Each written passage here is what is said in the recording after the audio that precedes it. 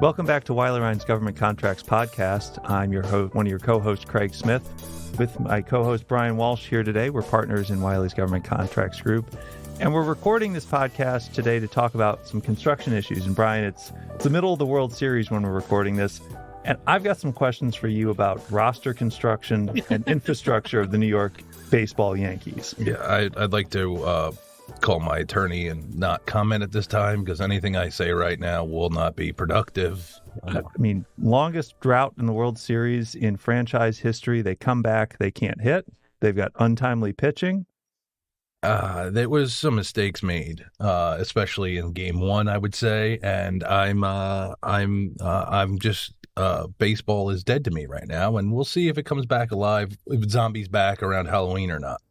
Listeners will know by the time they hear this episode. And now for the actual contents of today, we've got our partner, Cara Sizemore, joining us. Cara, thanks for coming on to the podcast. Excited to be here. It's a different podcast than I thought that it was, but I will pull out all my baseball terms. Excellent, because we're going to use none of them for the rest of the episode. But construction, it's an area of federal contracting that's ubiquitous. It's always going on, and it seems fraught with issues galore. So today, we had written an article recently, Cara, you and I, about some lessons learned from, we'll call it a series of appeals at the Civilian Board of Contract Appeals. And I think we had some other kind of broader topics to talk about, whether it's, you can think about wage and hour issues with the Davis-Bacon and related acts, some of the domestic sourcing that you do a lot of work with Buy America and Buy American. And so there's just a lot going on. So, Cara, I mean, maybe take a minute and talk about some of your experiences and what's been on your mind lately.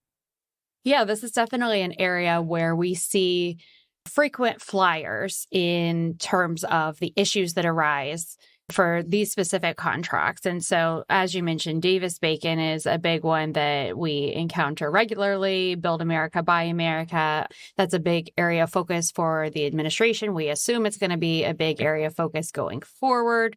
Again, we're recording this before Election Day, so we're not sure, but the Trump administration previously had a lot of focus on it, and we would expect any Harris administration to similarly be focusing on it like the Biden administration did. But this is an area for sure that construction contractors are well aware of, that they are paying more and more attention to. We know any construction contractors listening to this podcast are well aware of those issues and all the requirements that they have to ensure that they are using U.S. produced construction material and all the various requirements they have to comply with there. But one of the things that we were really interested to talk about today is kind of the broader issues that could come up in any contract, but that tend to come up more frequently in construction contract, just given the nature of construction. This is an area where I think we can all agree that delays happen, things pop up throughout the course of performance. Oftentimes the government, or at least some government representatives, are working side by side with the contractor. And so they might make comments that could lead a contractor to think, oh, this is a change that the government is ordering. So we see a lot of these sorts of issues. And in the article that we wrote together, Craig, we tracked a series of decisions in what we're calling the Framaco litigation. This was more than 100 different claims that were submitted by a construction company, and they appealed the vast majority of them. The poor Civilian Board of Contracts Appeals had to deal with all of these.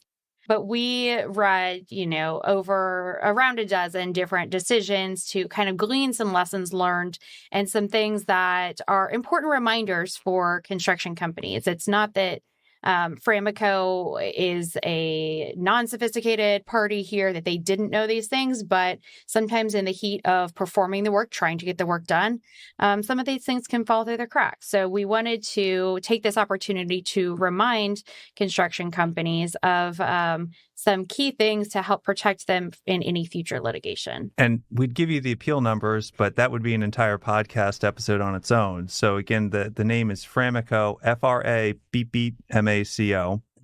And it's interesting to note, Brian, I don't know if you saw this, but they just settled the remainder of the appeals about a week ago, and there's a notice on the Civilian Board's website. So I think maybe they took heed from some of the lessons learned from our article. I like to remember Framaco by an alliteration, Framaco Festivus, because they have a lot of grievances, much like Frank Costanza did. And so that's how I, make sure I remember that. So I also like to beep beep, though. Okay, well, good. You got to throw back to a 1980s ad campaign whenever you can on this podcast. Yes. So, Brian, and we've also written about this too, but Cara, I think one area is where the specs and the other terms, they don't all match up together. And it's easy to, kind of fall victim to the temptation to power through and just figure it out. But I think that's one area where slowing down is important, isn't it?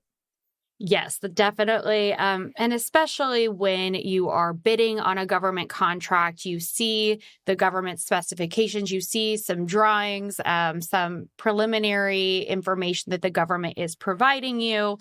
And, in that moment, you might be thinking, I'm getting this information for the purposes of developing my bid. So you're less focused on the idea of, okay, do I need to raise a concern now? Am I going to encounter problems later? When you're trying to win the work, that's obviously not the main focus, is thinking about potential problems that arise later. But as lawyers, we're always thinking of potential problems that arise later. And the Federal Circuit, I think, has made it easier for potential problems to arise later now because, again, in another article, one that I was actually invited to participate in with Craig, unlike the construction article, we talked about the Oak Grove decision where the Federal Circuit, Oak Grove had challenged the fact that in a large DOD procurement, they didn't conduct discussions, and the Court of Federal Claims said, yeah, that was wrong. They didn't justify not holding discussions. That's that DFARS 215.306 provision that's been getting attention? 306C, yep, which says over a certain dollar value, you need to have, should, which is, again, a lot of attention, have discussions, and that got appealed, and the Federal Circuit said, well, and they had 52215-1 in the solicitation that says intent to award with no discussions. If you thought that they should have discussions, you needed to protest ahead of time and say they should have had 52215-1 alternate one, even though this was a DOD procurement, and even though that clause says intent to award without discussions, not awarding without discussions. So the Federal Circuit... Pretty subtle. Yeah, very subtle, but still found that to be a patent ambiguity, and therefore that sustain at the Court of Federal Claims got overturned by the Federal Circuit. So you can, even with very subtle things, if you don't raise them ahead of time, you're going to be stuck playing by those grounds. Well, and even in the Framaco decisions, that was maybe a little bit more obvious, or it should have been obvious to a sophisticated construction company. But in that decision, there were zoning codes that said you can't put man-made features in certain areas. And then the government drawings required man-made features in that area. And so Framaco tried to later get the cost of moving those features into an area where they could under the zoning codes. And the CBCA said no, that they should have known that there was a problem with the specifications. They should have inquired. They should ask the government about it, gotten clarification on the front end, rather than proceeding under specifications that were obviously deficient. And sometimes, though, those kind of issues with conflicts, maybe they are subtle enough to not require notice and inquiry in advance. Maybe they come up later, or maybe you get, as you mentioned, Cara, a direction that forces you to potentially change how you're going to perform the contract. And I think what you said earlier, and this is another lesson that's important from these decisions, is don't just go forth and do. There's some administrative work that isn't always pleasant and takes up time, but letting the government know what's going on is important too, isn't it? Yes, and that leads us to our next lesson learned. Great setup there, Craig, about ensuring that you comply with any notice obligations or other contractual provisions.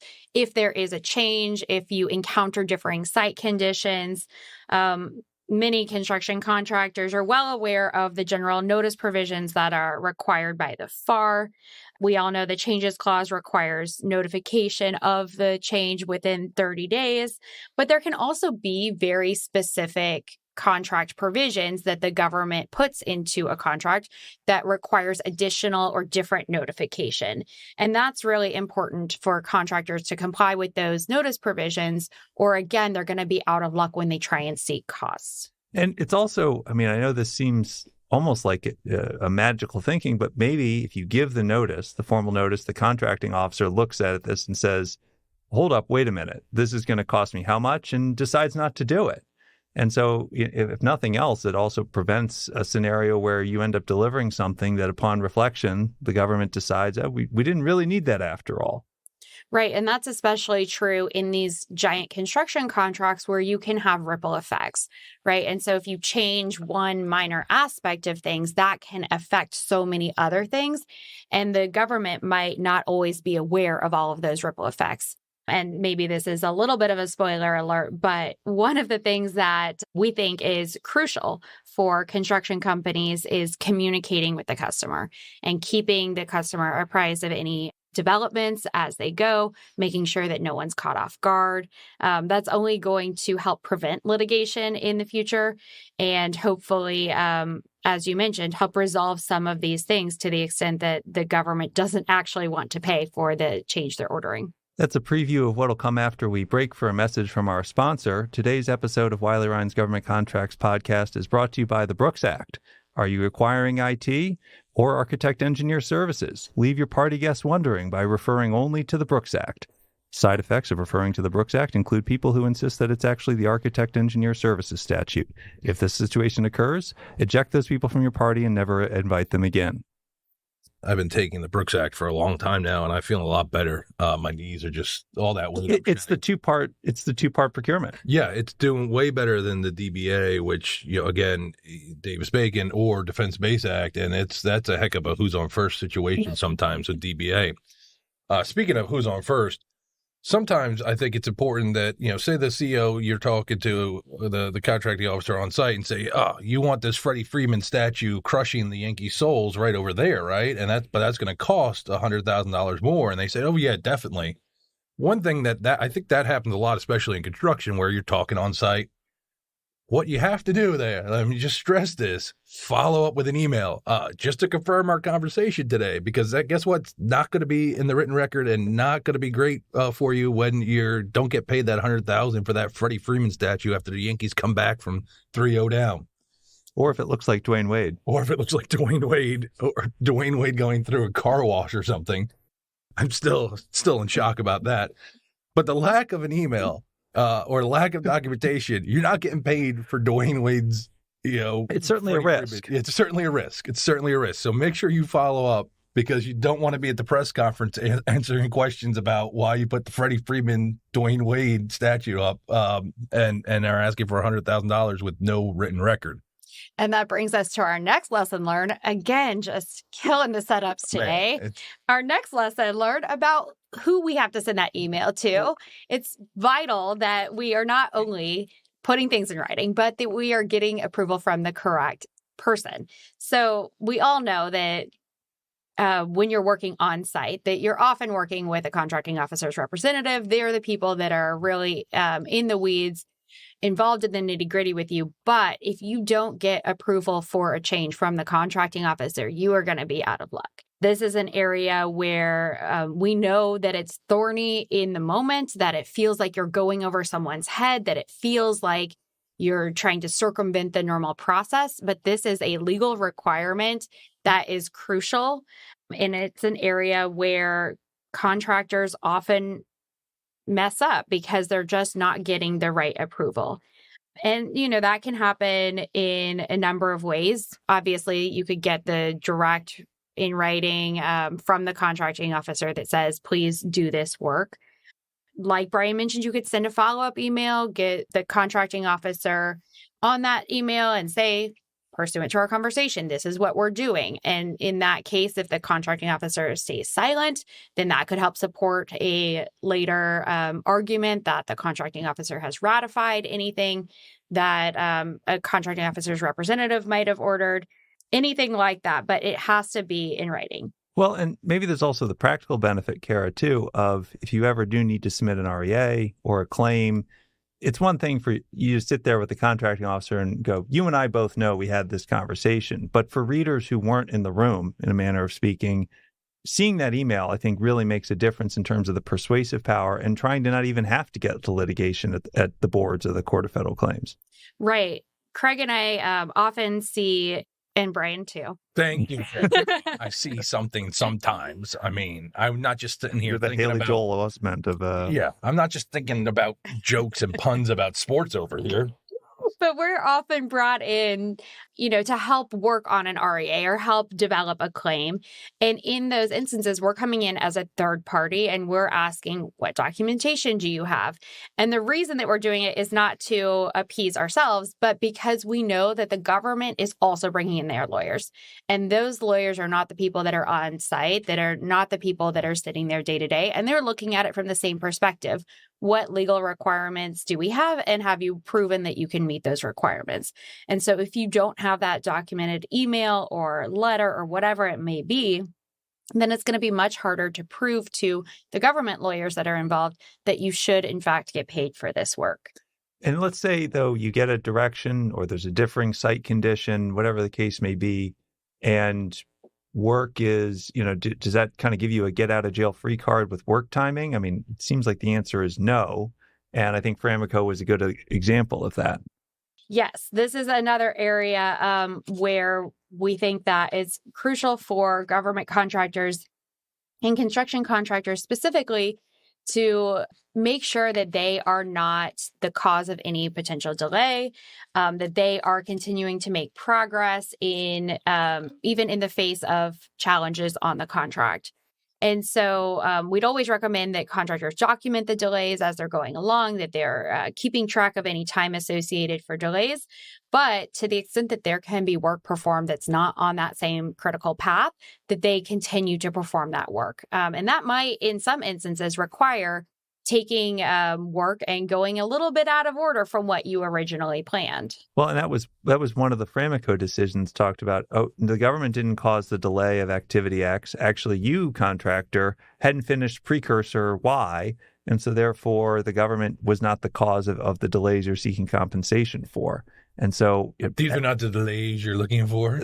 That's a good sports metaphor there. Absolutely. But then, so I think our last point, Brian, you can talk about this a lot too, is working with the customer. You previewed that, Cara, and maybe that's kind of our zoom out and look at all 100 plus appeals. What that seems to be a big lesson here. Yeah, definitely. This is an area where, look, it's not in our self-interest to say don't litigate, but we recognize that these conflicts and these disputes are going to get resolved better and, benefit the contractor more if they don't get all the way to litigation. And so this is an area where any pieces that you can carve off and resolve without needing to litigate, you're always going to get a better outcome. And you might, as Craig previously mentioned, you might be able to work out some things in the moment instead of needing to get to litigation, have issues with your documentation, and potentially risk anything else.